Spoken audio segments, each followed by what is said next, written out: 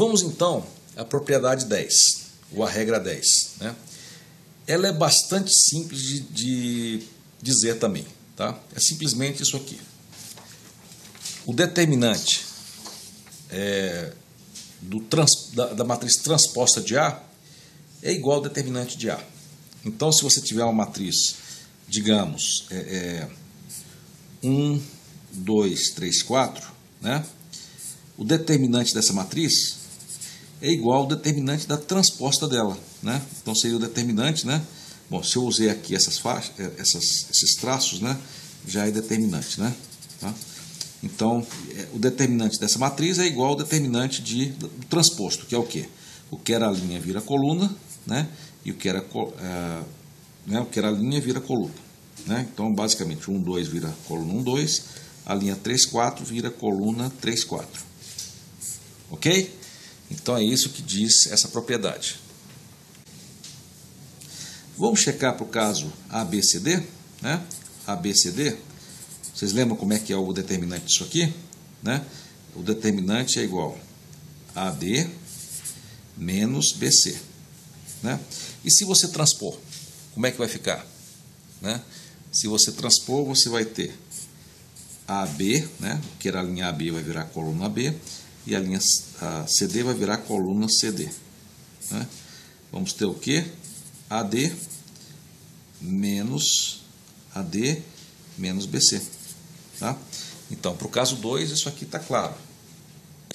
Então, pessoal, qual a importância dessa regra? Né? Olha só, até agora, todas as regras têm lidado com linhas, né? Por exemplo, se eu tenho uma linha inteira de zeros, o que acontece com o determinante? É zero, né? Se eu faço operações de linha, o que acontece com o determinante? Ele não muda, né? Então, tudo é feito em termos de linhas, né? E o que essa propriedade diz? Né? Diz que eu posso fazer com colunas também, né? Por exemplo, a regra, digamos aquela regra, não lembro o número, né? Que se você tiver uma linha inteira de zeros, o determinante vai ser zero, né? Com isso aqui, eu posso aplicar ela também para colunas, né? Se eu tiver uma coluna de zeros, ela é zero, né? Se eu fizer uma combinação uma operação de linha, de coluna, né? Ao invés de operação de linha, o determinante não se altera, tá? Então, tudo que eu fazia para linha, eu posso fazer para colunas. Vamos então continuar com a discussão da 10ª propriedade. Nós vemos aqui que a propriedade é a seguinte: o determinante de A é igual ao determinante da transposta de A. Essa é uma propriedade muito útil, porque, olha só, até agora nós temos estudado apenas propriedades de linhas, né? O que acontece com o determinante quando você faz algumas operações com linhas.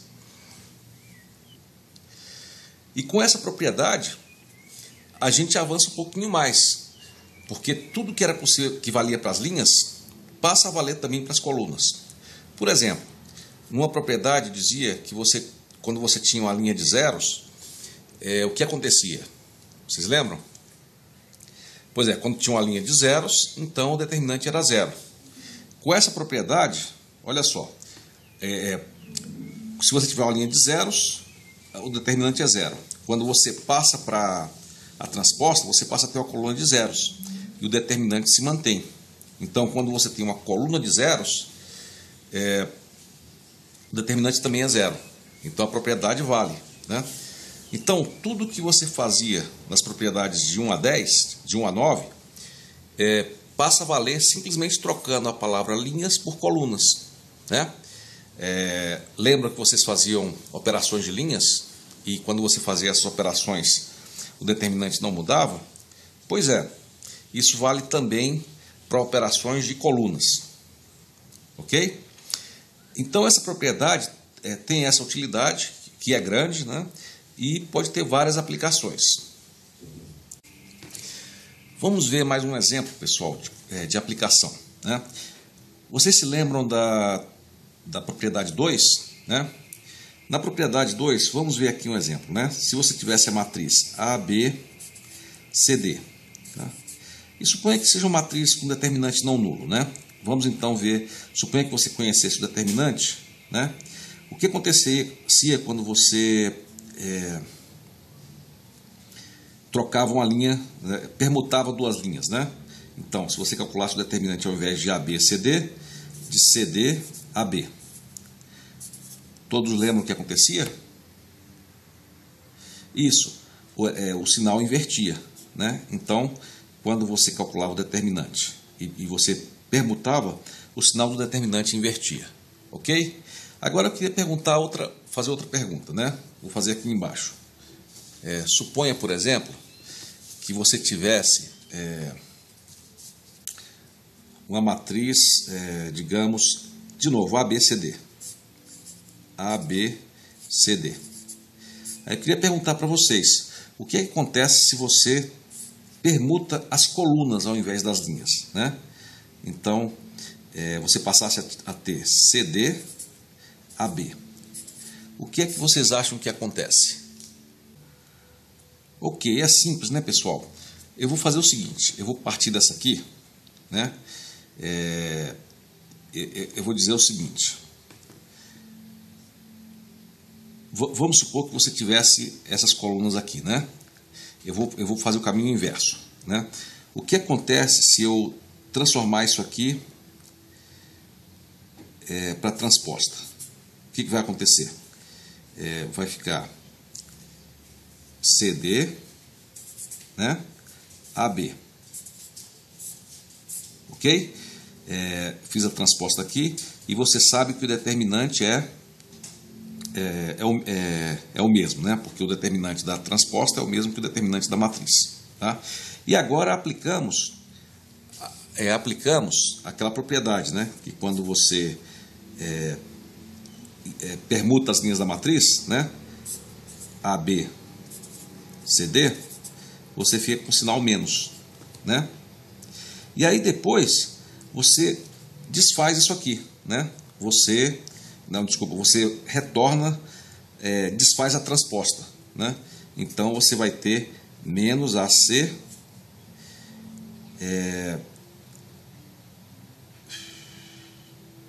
ACBD, né?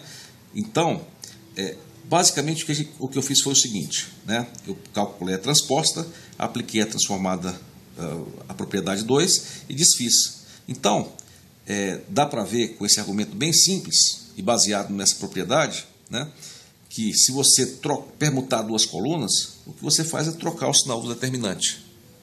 Ok?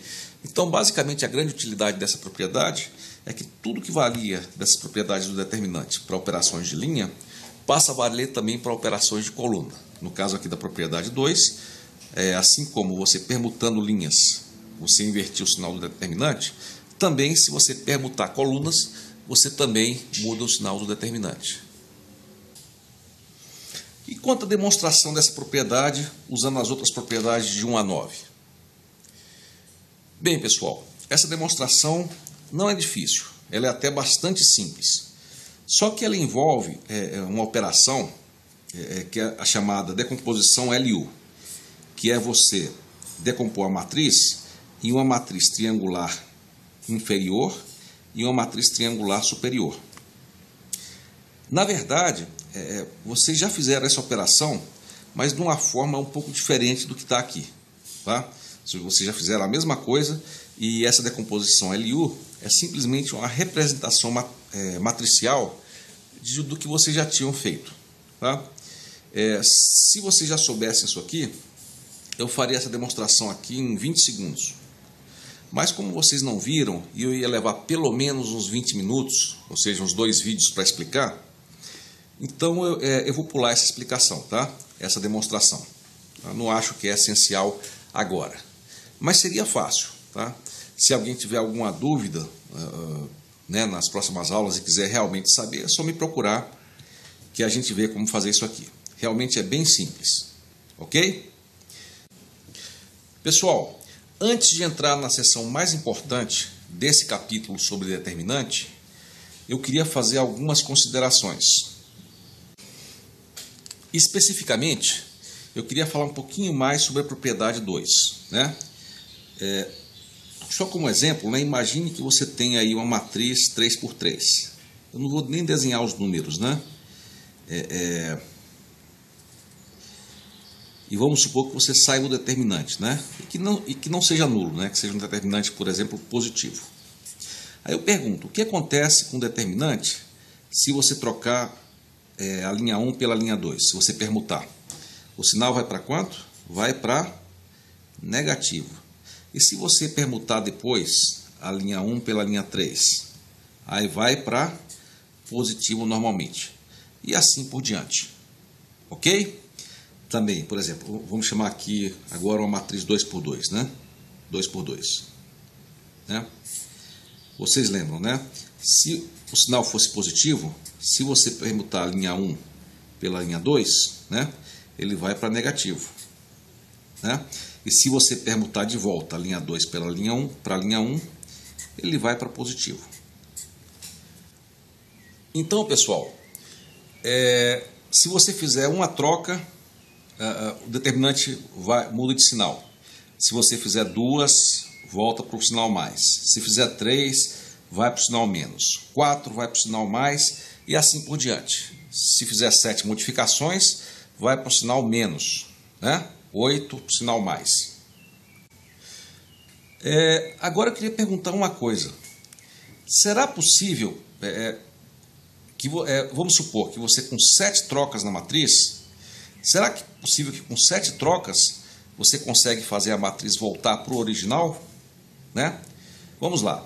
Com uma troca o sinal é mais, né? Na segunda vai para menos, desculpa, o sinal vai para menos, com a segunda vai para mais, com a terceira vai para menos, com a quarta vai para mais, com a quinta vai para menos, com a sexta vai para mais e com a sétima vai para menos, né? Mas aí eu pergunto, será que é possível que se eu for trocando, né, e trocar 7 vezes, será que é possível que a matriz volte para ser ela mesma? Poxa, aí ia ser muito ruim, né? Porque você tem os sinais trocando, mas você voltou para ela mesmo e você chegou num determinante diferente. E aí, pessoal? Isso realmente seria ruim, não é mesmo? Se isso acontecesse, essa teoria inteira ia morrer, né? Porque ela tem uma inconsistência interna. Ela seria inconsistente porque a regra 2 dizia que se você fizer 7 trocas de linhas, né, 7 permutações de linha, o sinal iria inverter. E se você fizer 8 trocas, ou qualquer número par de trocas, o sinal permaneceria o mesmo. Pessoal, a boa notícia é que esse problema não acontece. Tá? Vamos supor que você tem uma matriz com 3 linhas, né? E vamos chamar elas de A, B e C. Né? Se você fizer, por exemplo, uma permutação, né? Por exemplo, trocar o B pelo C, né? Você vai ficar com A, C, B. Então tem uma permutação, o sinal que era mais vai para menos. Ok? Se fizer, por exemplo, outra permutação, né? Trocar o A pelo B, né? Também teria uma permutação e o sinal vai para menos. Tá? E aqui tem todas as permutações possíveis. Tá? Tem um fato aqui que não é assim tão fácil de ver, né? Que, por exemplo, você pode ter feito 2 permutações aqui. Tá? E pode ser que se você fizer talvez 4 permutações ou 6, você chega na mesma permutação. Mas um fato que é possível de demonstrar, e eu não vou demonstrar aqui, é que sempre que você chega numa outra forma, você pode chegar de várias formas, né, com várias sequências. Mas sempre, por exemplo, se você, no caso mais simples de permutação, você chegou num número par de permutações, todas as outras combinações que você tem, você chega também sempre com um número par. E, por exemplo, se você fez com uma permutação, talvez dê para você chegar com vários outros números de permutação, com 3, né? O que é possível mostrar é que sempre com número ímpar, nunca com número par. Então, sempre ou você chega de várias formas possíveis, ou sempre com um número ímpar de permutações, ou sempre com um número par de permutações. Tá? Não é uma prova difícil também, mas ia levar um tempo para mostrar isso aí. Tá? Mas o que eu queria dizer aqui é que aquele problema que eu mencionei, que seria ruim, não ocorre. Tá? Isso significa que a nossa teoria está boa, né? De fato, o determinante tem as propriedades de 1 a 3, e elas estão bem definidas, né? E elas definem bem o determinante, né? E que ele contém também as propriedades de 4 a 10, né? Que nós discutimos agora há pouco. Ok, pessoal. Antes de começar nossa discussão sobre a fórmula geral para o determinante, eu queria rever um assunto sobre um tema chamado de permutações. Deixa eu tentar explicar aqui. Vamos supor que você tenha duas pessoas, né? Eu vou chamar de pessoa 1 e pessoa 2, né? Vamos supor que essas pessoas estão em uma fila, né? Em uma fila, por exemplo, aqui a pessoa 1 está no primeiro local da fila e a pessoa 2 está no segundo local da fila. A permutação seria basicamente de quantas formas eu posso ordenar essas duas pessoas, né? Então, quando você tem duas pessoas, as duas formas em que você pode colocar ordens diferentes na fila é chamada permutação de 2. E eu queria perguntar para vocês qual seria o resultado, né? E aqui é bem simples, né? Se só tem duas pessoas, ou vem o 1 primeiro e o 2 depois, ou vem o 2 primeiro e o 1 depois, ok? Então a permutação de 2 é igual a 2, né? Outra forma de ver isso aí é o seguinte, né? Se você tem duas pessoas, quantas pessoas poderiam vir primeiro? Vocês podem me dizer, né? Tem duas possibilidades, pode vir primeiro o 2 ou o 1, então duas possibilidades, né? E se você escolher o 1, sobra quantas para vir depois? Sobra 1. E se você tivesse escolhido 1, né, sobraria 1. Então seria, aqui temos duas possibilidades, vezes 1, né? Então o total de pessoas que eu tenho, o número total de possibilidades que eu tenho de ordenar, são 2 vezes 1, que é igual a 2. Então a permutação de 2 é igual a 2. Suponha agora que nós tenhamos, sei lá, 3 pessoas, ao invés de 1, 2, 3, vamos chamar de A, B, C. Ok? A, B e C. Então eu pergunto para vocês, de quantas formas diferentes eu posso ordenar o ABC? Vamos lá? Então olha só, eu vou colocar aqui, né? Primeiro, você poderia colocar o A primeiro, né? Então, na primeira posição da fila, eu posso ter quantas possibilidades de colocar no primeiro local da fila? Eu posso colocar ou A, ou B, ou C. Então são 3 possibilidades, ok? Depois, se eu colocar o A, por exemplo, no primeiro local, quantas possibilidades sobra para o segundo lugar? Se eu botar o A no segundo local, eu posso ter 2 possibilidades. Se eu botar o B no segundo, eu posso ter 2 possibilidades. E se eu colocar o C, eu posso ter 2 possibilidades. Então, dependendo do que eu escolher aqui, na segunda posição, eu vou ter 2 possibilidades. Tá? E no terceiro posto, eu vou ter quantas que sobrou, né? Se eu tiver escolhido o A e o B, vai sobrar apenas uma possibilidade. Tá? Então, o número total de possibilidades que eu vou ter vai ser 3 vezes 2 vezes 1, que é 6. Ok? E eu posso, se eu quiser, eu posso também enumerar as possibilidades, né? Vamos tentar ver como é que a gente poderia fazer isso, né? Vamos supor, na primeira possibilidade, eu vou tentar desenhar aqui, tá? Na primeira possibilidade eu posso escolher o A, ou o B, ou o C, né? Aí na segunda, se eu tiver escolhido A, vão sobrar quantas possibilidades para a segunda, né? Para a segunda possibilidade. Se eu tiver escolhido A, eu posso escolher como segunda possibilidade o B ou o C, tá? E se eu tiver escolhido B como primeira possibilidade, eu vou poder ter escolhido como segunda, né, o A ou o C, né? E se eu tiver escolhido o C, eu vou poder escolher como segunda possibilidade o A ou o B. Ok? Então, cada uma dessas é uma possibilidade. Aqui é a escolha AB, aqui é a ordem AC, BA, BC, CA, CB. Ok? Vamos continuar aqui. Se eu tiver aqui nesse caso escolhido o A, depois o B, qual é a outra possibilidade? Seria o C. Se eu tiver escolhido aqui AC, a outra é a possibilidade B, né? Aqui, se eu tivesse escolhido BA, a próxima seria C. Se eu tivesse escolhido BC, a próxima seria A, né? Depois, CA, a próxima seria B. E se eu tivesse escolhido na ordem CB, a próxima seria A. Então, quais são as possibilidades totais que eu tenho aqui, né? Seria, olha só, ABC, né? ACB, ABAC, depois BCA, depois CAB e depois CBA. Ok? Então, o número de quantidades possível é essa que a gente tinha calculado antes, né? É 6.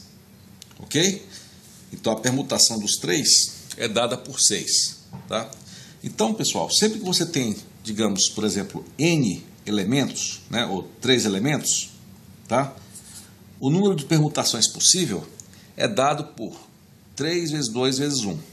Inclusive tem um nome para isso, é o fatorial de 3. 3 vezes 2 vezes 1.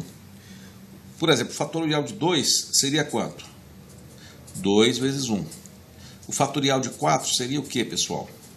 4 vezes 3 vezes 2 vezes 1. O fatorial de 3, de 5, seria 5 vezes 4 vezes 3 vezes 2 vezes 1. E se eu quiser calcular a permutação de 5? Quanto é que daria isso? Seria, né, normal, né? 5 fatorial, que daria quanto? 5 vezes 4 vezes 3 vezes 2 vezes 1. Né? Qual seria o número total de possibilidades? Né? Seria isso aqui, 5 vezes 4, 20. 20 vezes 3, 60. 60 vezes 5 vezes 4, 20. 20 vezes 3, 60. 60 vezes 2, 120. Então, tem 120 possibilidades.